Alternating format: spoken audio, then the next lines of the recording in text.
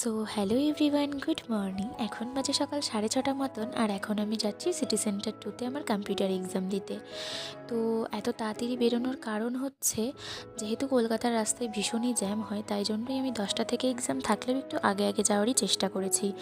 তো এখন আমার কাছে টাফ ব্যাপার হচ্ছে এই রাস্তাটা ক্রস করা। আমি সিগন্যাল তো একটু একটু দেখতে জানি, কিন্তু তারপরেও না আমার ভয় লাগে, যদি আমি অ্যাক্সিডেন্ট হয়ে যায়, যদি আমাকে এসে মেরে দেয়, আমি কোথায় চলে যাবো, আমাকে কি খুঁজে পাওয়া যাবে আদৌ?